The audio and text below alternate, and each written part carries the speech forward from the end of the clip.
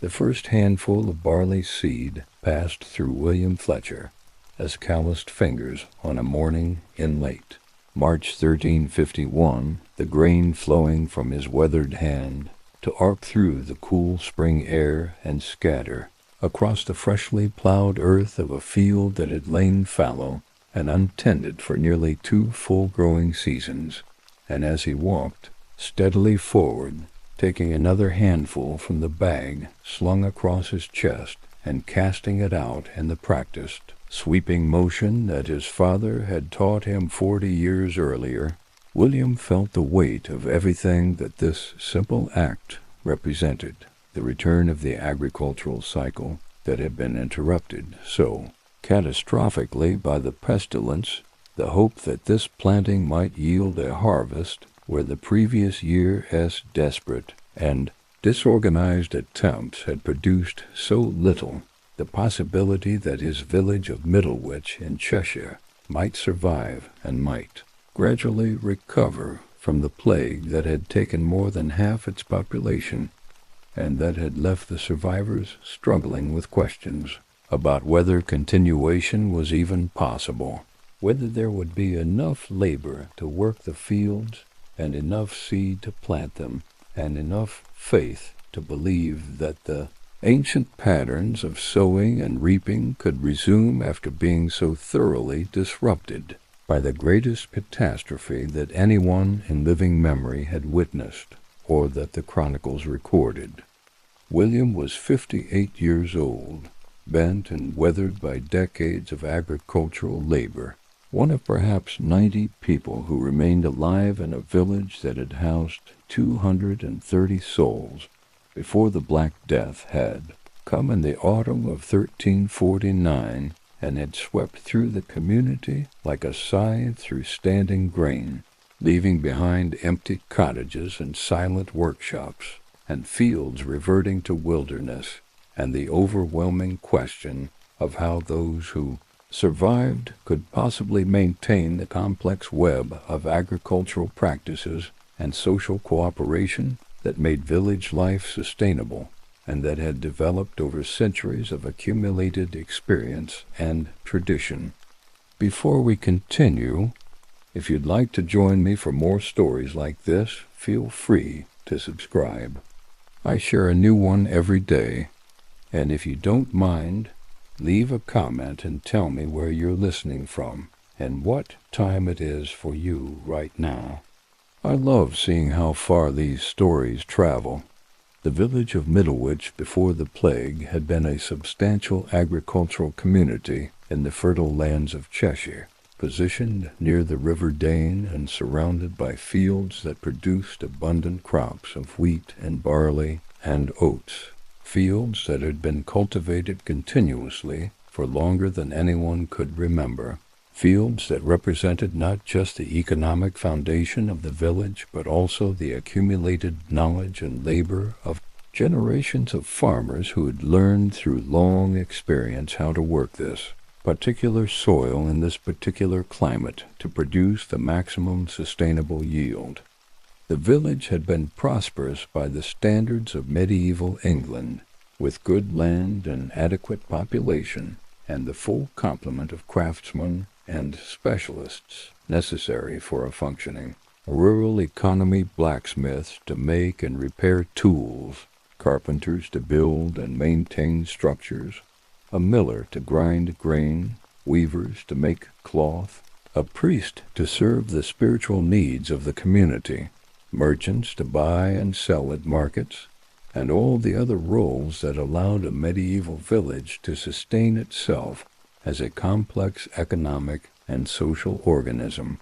William Fletcher had lived in Middlewich all his life, the third generation of his family to farm the same 30-acre holding that had been granted to his grandfather in the previous century, and that had passed to his father and then to William himself when his father had died 20 years earlier.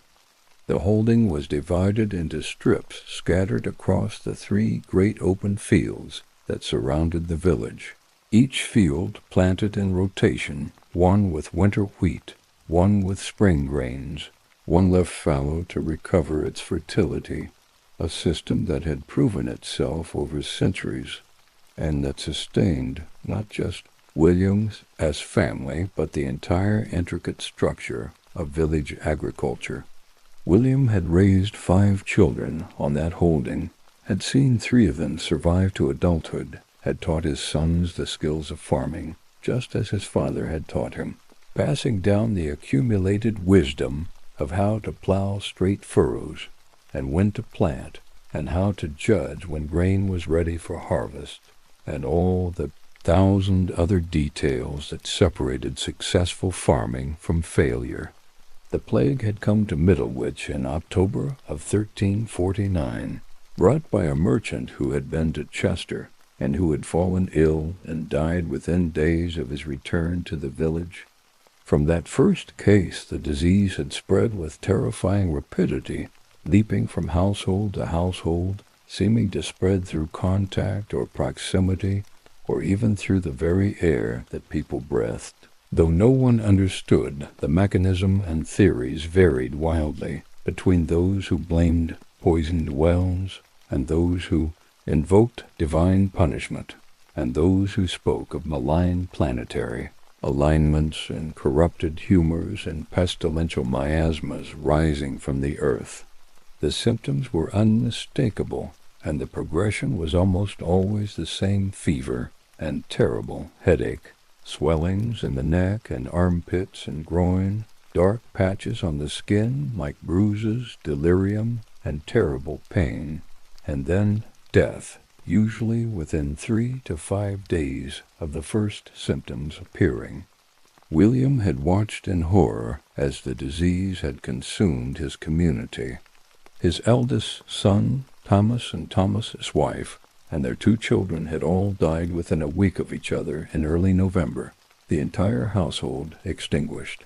His daughter Margaret, who lived in a nearby village, had died along with her husband.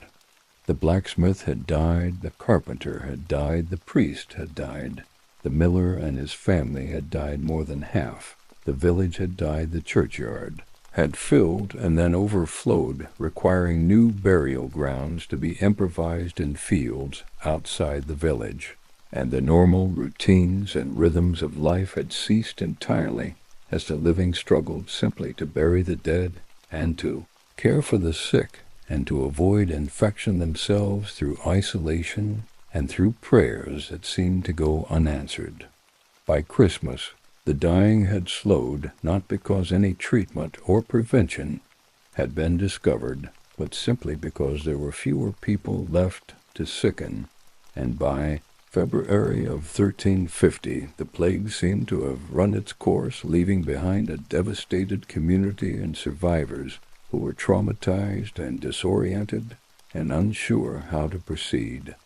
William's own household had been partly spared. He had survived, as had his wife, Alice, and their younger son Robert, who was 24, and who had been learning to manage the family holding, and their daughter-in-law, Catherine, who had been married to Thomas, and who had survived when her husband and children had died, left a widow at 26 with no remaining family except her husband's relatives. The spring of 1350 had brought the first real test of whether the village could continue to function. With so many dead, with the traditional patterns of labor organization disrupted, with grief and trauma affecting everyone's ability to think clearly and to work effectively, the survivors had struggled to plant the fields. Some land had been planted, but in a haphazard and incomplete way, with inadequate labor devoted to proper plowing, and with seed scattered hastily, rather than carefully, with many of the best fields left entirely fallow, because there were simply not enough workers to cultivate them properly.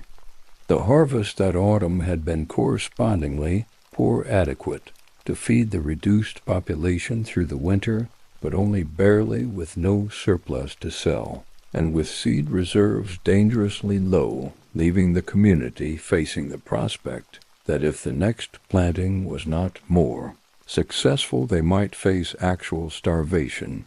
The winter of 1350 to 1351 had been anxious and difficult with the survivors rationing their food carefully and wondering whether they had enough seed to plant adequately in the spring, and whether they could organize their labor more effectively than they had the previous year. William had taken a leading role in trying to organize the village for the spring planting of 1351, not because he sought leadership or because he had any special authority, but simply because someone needed to take initiative, and because his age and his experience and his survival of the plague gave him some standing in the community. He had spent the winter months talking with the other surviving farmers, trying to assess how much land they could realistically expect to cultivate, how much seed they had available, how they should organize the labor when there were so few workers, and when the traditional system of each family working its own strips had broken down completely in the face of depopulation. The plan that had emerged from these conversations was both pragmatic and radical, departing significantly from the traditional patterns that had governed agriculture in Middlewich for generations. Rather than attempting to maintain the old three-field system and the scattered strip holdings that had characterized a pre-plague agriculture, the survivors would consolidate their efforts on the best land closest to the village, would work that land collectively rather than individually, would share the labor and eventually share the harvest according to a formula that took into account both the amount of work contributed and the size of each household. This communal approach was a dramatic departure from tradition, but it seemed to be the only practical way to farm when there were so few workers, and when the old system that had been designed for a much larger population made no sense in the changed circumstances. The survivors had also decided to plant only spring grains, barley, and oats, rather than attempting to maintain the full rotation of winter and spring crops. This simplified the farming considerably and concentrated the work in the spring and summer rather than spreading it across the full year, but it meant abandoning the winter wheat that had traditionally been the most valuable crop and that had produced the fine white bread that the more prosperous villagers had preferred. In the new circumstances, with survival rather than prosperity being the goal, barley and oats that could be used for bread and porridge and beer, and animal feed seemed more practical than wheat that required more labor and more skill to cultivate successfully. So it was that on this March morning in 1351, William Fletcher found himself walking across a field sowing barley seed in a planting effort that involved not just his own family, but every able-bodied person in the village working collectively on land that had been selected for its quality rather than for its ownership. The field he was sowing had been plowed the previous week by teams of oxen working under the direction of Robert and the few other young men who had the strength for the heavy labor. The soil turned and broken and harrowed into a fine seed bed, ready to receive the grain that would hopefully produce the harvest that the village needed to survive the coming winter. The work of sowing was less physically demanding than plowing, but required its own skills and careful attention. The seed had to be distributed evenly across the field at the proper density. Too sparse and the harvest would be reduced. Too dense and the plants would compete with each other, and none would thrive. William had been sowing seed for more than 40 years, and he could judge by eye and by the feel of the grain passing through his fingers the right amount to scatter with each handful, could maintain the steady walking pace that ensured even coverage could adjust for wind and slope and all the other variables that affected where the seed would fall. As he walked back and forth across the field, following the pattern that would ensure complete coverage without gaps or overlaps, William found himself falling into the meditative state that such repetitive labor often induced his body, moving automatically through the familiar motions while his mind drifted across memories and thoughts and observations. He thought about his father and his grandfather, both of whom had sown seed in these same fields, both of whom had taught him the skills he was now practicing, both of whom were buried in the churchyard, along with so many others who had died in the plague. He thought about his son Thomas, who should have been here working beside him, but who lay in a mass grave with dozens of others, his life and his children's lives cut short before they had barely begun. He thought, too, about the fundamental strangeness of this moment, the way that this simple act of sowing seed represented both profound continuity and profound change. The act itself was ancient, unchanged from what his ancestors had done for countless generations, the same motion of hands scattering grain across earth, the same hope that the seed would germinate and grow and produce a harvest, the same dependence on weather and on the mysterious processes by which kernels of grain transformed into plants and then into more grain. But the context was utterly transformed, the communal organization rather than individual holdings, the reduced acreage being planted, the absence of so many who should have been here working, the uncertainty about whether even this reduced effort would succeed in producing adequate food, the profound disruption of all the social patterns and assumptions that had previously governed village life. As the morning progressed and the sun climbed higher in the spring sky, the work of sowing continued with other workers joining William in the field. Robert was there, taking his turn at broadcasting seed, his young strength allowing him to work faster than his aging father, though with perhaps slightly less precision. Catherine was there too, the young widow who had lost everything to the plague, but who had found in the collective labor of rebuilding some purpose and some connection to replace what had been taken from her. Old Alice was there, William's wife of 35 years, still capable of useful work, despite her age and despite the rheumatism that made her joints ache, contributing her labor to the communal effort, even though her hands could no longer handle the heavy work she had done in her youth.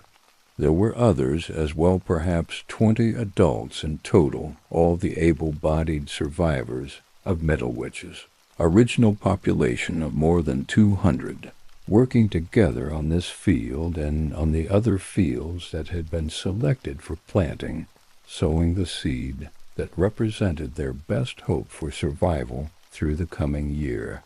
They worked mostly in silence or in quiet conversation, saving their breath for the labor, but there was something companionable and even hopeful in the shared effort, a sense that they were doing something important and meaningful, that they were reasserting human purpose and order over a landscape that the plague had threatened to return entirely to wilderness.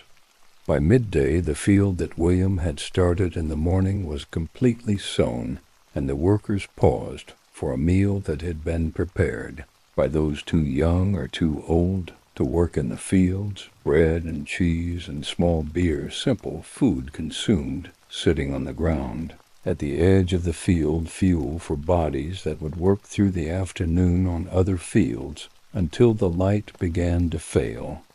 As they ate, there was conversation about the work and about the prospects for the harvest, with old William and the other experienced farmers trying to read the signs of weather and soil and, too, predict what kind of growing season this might be, knowing that their survival depended on getting it right, that a bad harvest would mean hunger and possibly starvation, that everything hinged on the success of this planting.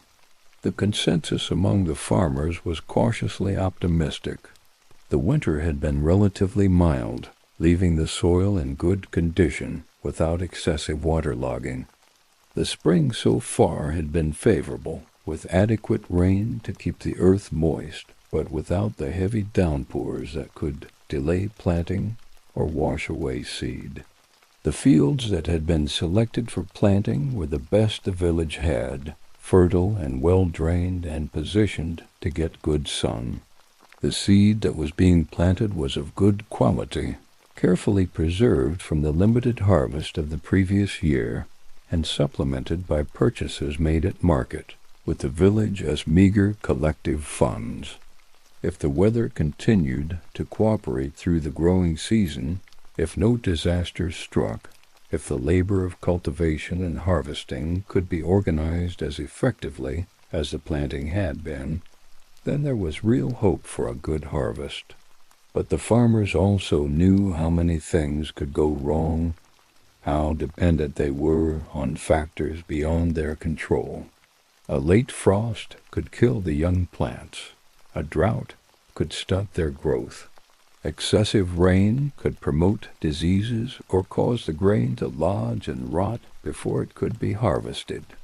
Pests could devastate the crop birds eating the seed before it germinated, insects attacking the growing plants, rodents consuming the ripening grain. Any of a dozen potential disasters could reduce or destroy the harvest, leaving the village facing starvation despite all their careful preparation and hard work. The afternoon saw the work continue in other fields, with William and the others moving from the completed field to new ground that had been plowed and prepared, and that now needed to be sown.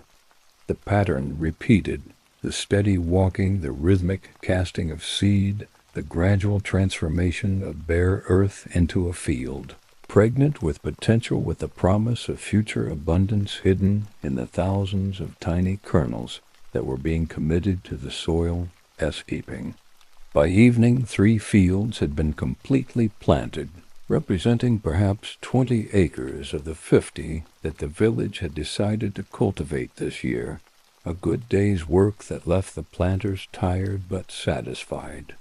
As the workers dispersed to their homes for the evening meal and for rest before another day of similar labor, William walked slowly back to his cottage, his body aching from the unaccustomed exertion, for sowing, while not as physically demanding as plowing or harvesting, was still hard on a man of nearly 60 who was feeling the accumulation of decades of agricultural labor in his joints and his back.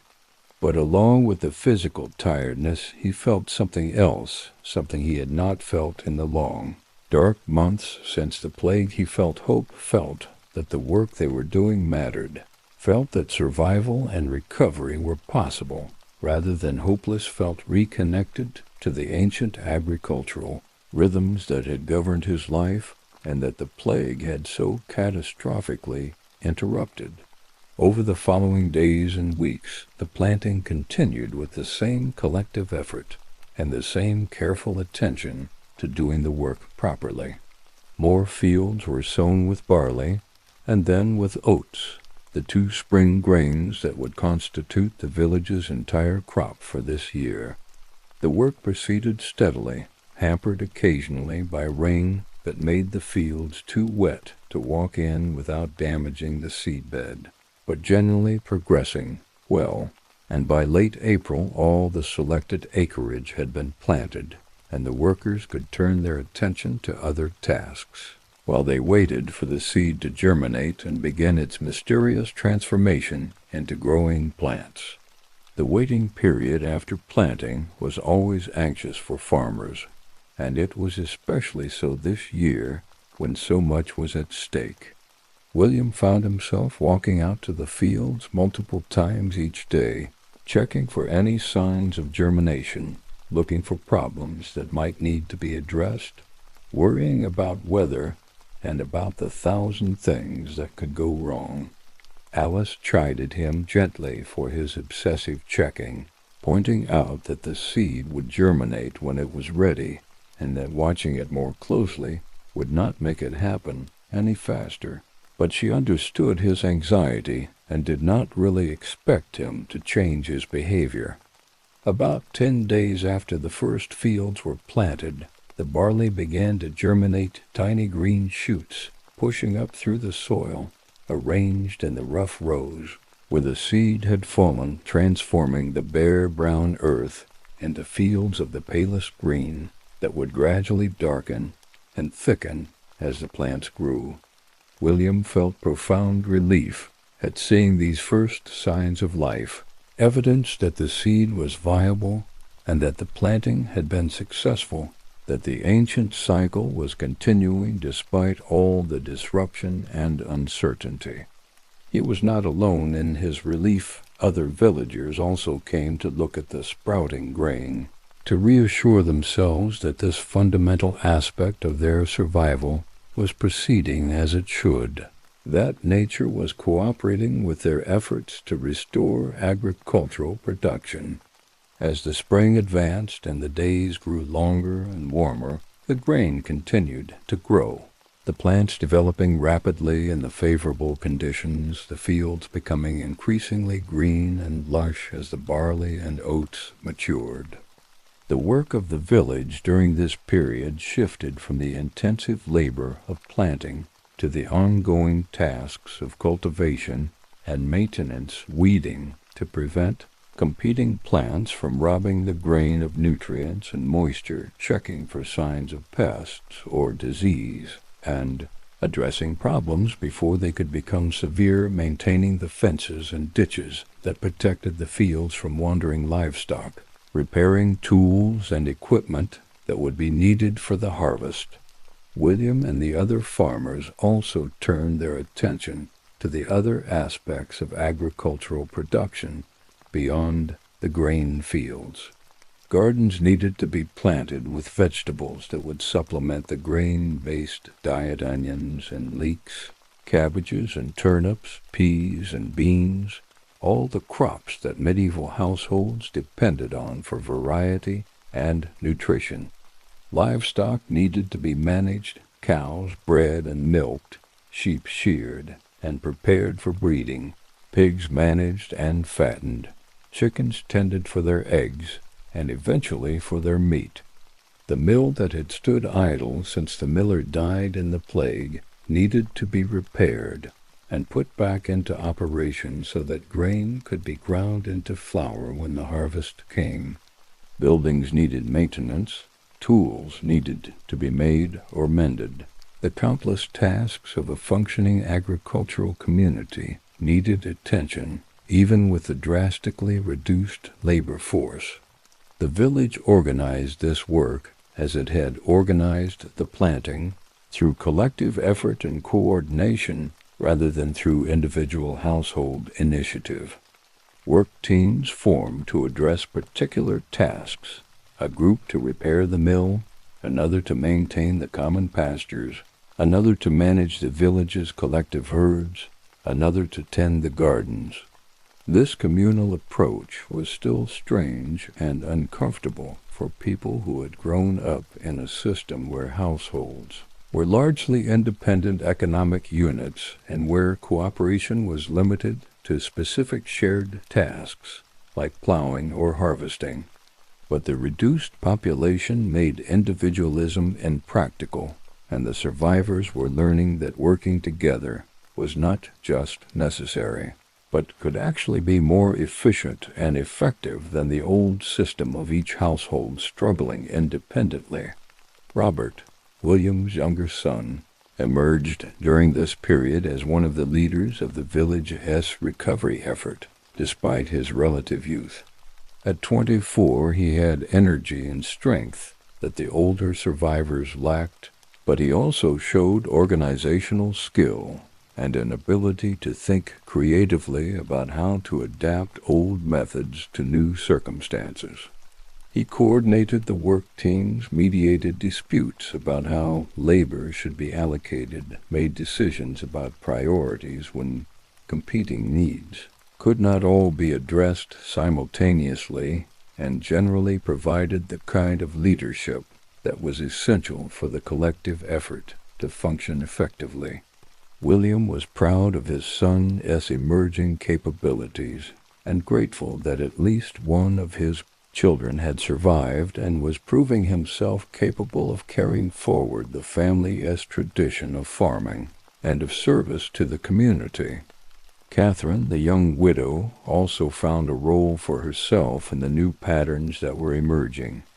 She worked in the fields when heavy labor was needed, but she also took on responsibility for organizing the domestic work that sustained the village, coordinating the preparation of communal meals during harvest and other intensive work periods, managing the preservation and storage of food, teaching younger women and girls the skills of household management that they would need when they eventually married and established their own families, serving as a bridge between the older generation who remembered how things had been done before the plague and the younger generation who would have to adapt those methods to the changed circumstances they now faced.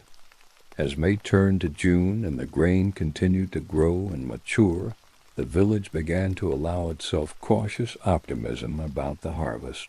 The crop looked healthy, showing vigorous growth and few signs of disease or pest damage. The weather had been nearly ideal, with adequate rain to support growth, but without the excessive moisture that could promote fungal diseases or the scorching heat that could stress the plants. The barley was beginning to head, developing the seed heads that would eventually produce the grain, and the oats were not far behind. If conditions continued favorable for another 6 to 8 weeks, if no disaster struck, the village would have its first real harvest, since the plague would have adequate food to sustain itself through the winter, and seed for the next year's planting, and possibly even some surplus to sell.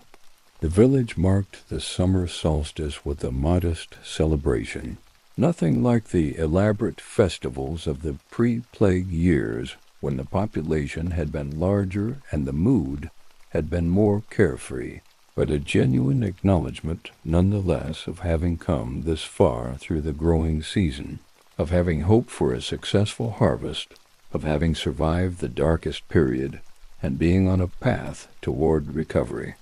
Father Martin, the young priest who had arrived in March to replace the priest who had died in the plague, celebrated a Mass of thanksgiving, and afterward there was a simple feast on the village green with food and ale, and even some music from a traveling minstrel who had stopped in the village. William danced with Alice that evening, holding his wife's hand and moving through the simple steps of the familiar dances, and he felt something like happiness, felt that life was beginning to return to something approaching normalcy, felt connected again to the traditions and the rhythms that had governed his life before the catastrophe. He saw Robert dancing with Catherine, saw the way they looked at each other, and he suspected that a marriage might be in the offing, that his son might find happiness with the young widow, and that together they might build a new family to replace what had been lost to the plague.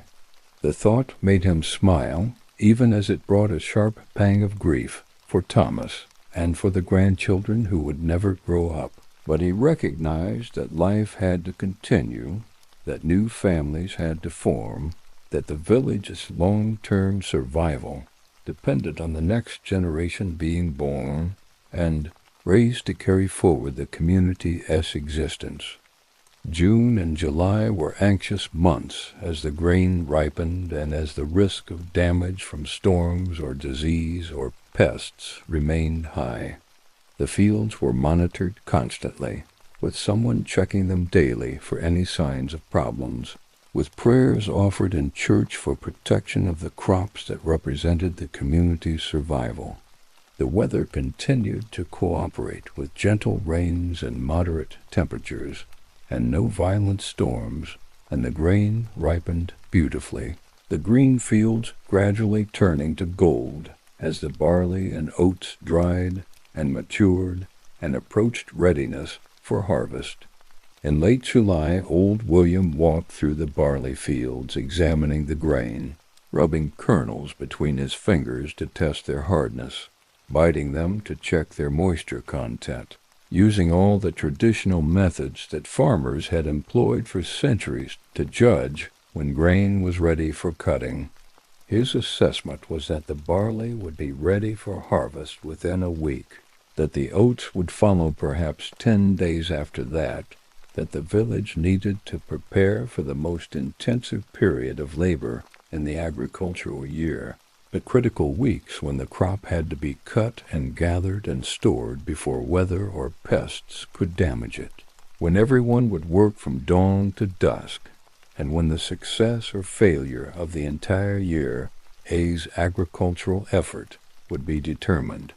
A meeting was called of all the village's adults to organize the harvest, and William took the lead in explaining what needed to be done and how the work should be organized. The grain needed to be cut with sickles, gathered into sheaves, tied with bands of twisted straw, stacked into shocks to dry in the field, and then carted to the barns for storage and eventual threshing. This work had traditionally been organized on a household basis, with each family responsible for harvesting its own strips and for providing labor to the Lord as domain in fulfillment of feudal obligations. But with the communal planting and the collective ownership of this year's crop, the harvest would need to be organized collectively as well, with work teams and coordinated effort rather than individual family responsibility. The village agreed to organize the harvest in teams with the strongest workers doing the actual cutting with sickles, others following behind to gather and tie the sheaves, still others stacking the sheaves into shocks and eventually carting them to the barns. Everyone who was physically capable would work, including children old enough to help with gathering and stacking, and the very old who could at least provide supervision and guidance based on their long experience. The work would continue from first light until darkness made it impossible to see, with brief breaks for meals that would be prepared by those too young or too old to work in the fields. Every available sickle had been sharpened and repaired.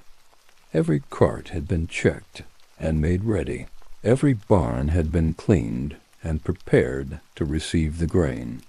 The village was as ready as it could be for the most important work of the year. The harvest began on a Monday morning in late July, with the entire village gathering in the first barley field as the sun rose over the hills to the east. Father Martin blessed the work and asked God's protection for the laborers and for the crop, and then the cutting began, the reapers moving forward in a line with their sickles swinging in rhythm, the grain falling before them, the field gradually being transformed from standing crop to orderly rows of sheaves and shocks. William worked as a reaper, despite his age, his body remembering the motions from decades of harvests, his sickle blade sharp and his strokes sure and steady, even if his pace was slower than it had been in his youth. Robert worked beside his father, his young strength allowing him to set a pace that others tried to match, his voice occasionally rising in the traditional harvest songs that helped coordinate the work and that maintained morale during the long hours of repetitive labor. Catherine worked behind the reapers, gathering the cut grain and tying it into sheaves with practiced efficiency, her face showing the concentration and the satisfaction of doing skilled work well. Alice worked at stacking the sheaves into shocks, arranging them so that air could circulate and the grain could continue, drying while being protected from ground moisture, using knowledge accumulated over decades to do this simple task in the way that would produce the best results. The work continued through the morning and into the afternoon, the sun beating down on the laborers, the cut grain scratching their arms and faces, the repetitive motions causing backs and arms and hands to ache, but no one complained or slacked, everyone understanding that this was the critical moment. that the success of their year's work would be determined in these few weeks, that every hand was needed, and every hour of good weather was precious. At midday there was a break for a meal of bread and cheese and ale, consumed in the shade at the edge of the field, and then the work resumed and continued until the light began to fail, and it became too dark to continue safely. By the end of that first day, perhaps 3 acres had been harvested, the cut grain standing in neat shocks across the field, ready for the next stage of drying before it would be carted to the barns. It was good progress, better than the previous year's disorganized efforts, evidence that the collective organization was working and that the village had learned from its earlier mistakes. The workers dispersed to their homes, exhausted but satisfied, knowing that they had accomplished something important, knowing that they were on track to bring in a harvest that would sustain them through the winter. The harvest continued day after day through late July and into August, the workers moving from field to field as each was completed, the barley being harvested first, and then the oats. The grain gradually being accumulated in the barns in growing piles of sheaves that represented security and survival and the successful completion of the agricultural cycle. The weather held fair, with no significant rain to delay the work or to damage the cut grain, with moderate temperatures that made the labor hard but not unbearable, with gentle breezes that helped dry the grain in the shocks before it was carted to the barns. There were accidents and minor injuries, as there always were during harvest. Someone cut their hand on a sickle blade, someone twisted an ankle stepping in a rabbit hole, someone suffered heat exhaustion and had to rest in the shade while others carried on, but there were no serious disasters. No one died or was permanently disabled, and the work continued with only minor interruptions. There was also a spirit of camaraderie and mutual support that had been largely absent during the previous year as a harvest, when everyone had been still, traumatized by the plague, and when the disorganization and the uncertainty had created tension and conflict. This year the work proceeded more smoothly, with people helping each other and encouraging each other, with a sense of common purpose that made even the hard labor feel meaningful and worthwhile. As the harvest progressed, and as the barns filled with grain, William allowed himself to believe that the village might actually survive, that the recovery was real and sustainable, that the worst was behind them, and that the future held the possibility not just of survival, but of gradual rebuilding towards something approaching the prosperity and the stability that had existed before the plague. He calculated the likely yield based on what they had harvested so far and on what remained in the fields, and his estimate was that they would have enough grain to feed the village adequately through the winter, enough seed for next year's planting, with a comfortable margin for losses and even some surplus that could be sold at market to generate the cash needed for purchasing tools and other necessities that could not be produced locally.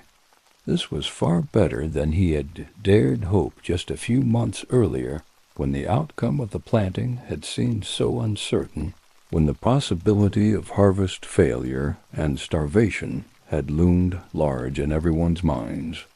The success of this harvest validated the decisions that had been made about collective farming and simplified crop rotation, and demonstrated that the survivors could organize themselves effectively to maintain agricultural production despite their reduced numbers, gave reason to hope that the pattern could be continued and even improved in future years as they learned from experience and as the population gradually recovered, through new births and through immigration from even more devastated communities. By mid-August, the grain harvest was complete. The last sheaves had been carted to the barns, and the village could turn its attention to the other harvests of late summer and autumn vegetables, from the gardens, fruit from the orchards, hay from the meadows for winter fodder for the livestock. These harvests proceeded with less intensity than the grain harvest, but with the same collective organization and the same attention to doing the work properly so that the yields would be maximized and the stored food would keep well through the winter. The village also began the process of threshing the grain, separating the kernels from the stalks and the chaff so that it could be stored more efficiently, and so that some could be ground into flour for immediate consumption. The threshing was done on the floor of the barn using flails, heavy work that would occupy many winter days, but that could begin now with the earliest harvested grain that had dried sufficiently in the barns. William and Robert and the other men took turns at the threshing, the flails rising and falling in rhythm, the grain gradually being freed from the stalks, the accumulating piles of clean grain being sifted and winnowed, and then stored in sacks and bins where it would await conversion into bread and beer and porridge. But that seemed justified as a way of celebrating the successful completion of the year's most critical work, and as a reward for the immense effort that everyone had contributed. A sheep was slaughtered and roasted, bread was baked from the new grain, ale was brewed and consumed generously, and the village gathered for an evening of eating and drinking and music and dancing that continued late into the night. William sat at the feast watching his neighbors and his family celebrating, seeing the joy and relief on faces that had been marked by grief and worry for so long, hearing laughter that had been almost absent from the village during the dark months of the plague and its immediate aftermath. Robert and Catherine were dancing together, and William knew that his suspicions had been correct, that they were planning to marry and to form a new household, that grandchildren might yet be born to carry forward the family line, even though Thomas's children had been lost to the plague. Alice sat beside him, her hand in his, and she smiled at him with a contentment that he had not seen in her face for many months. Father Martin led the gathering in prayers of thanksgiving, acknowledging God's mercy in preserving the village and in granting a bountiful harvest, asking for continued blessings in the years ahead, reminding the survivors that they had a duty to use their blessings wisely and, to build a community that honored God and that cared for all its members. The young priest's words resonated with the gathering, who felt deeply grateful, not just for the material abundance of the harvest, but for the sense that they had turned a corner, that recovery was possible, that the community had a future. As autumn progressed and the work of the agricultural year shifted from harvest to preparation for winter, William had time to reflect on what had been accomplished and on what it meant for the village's future.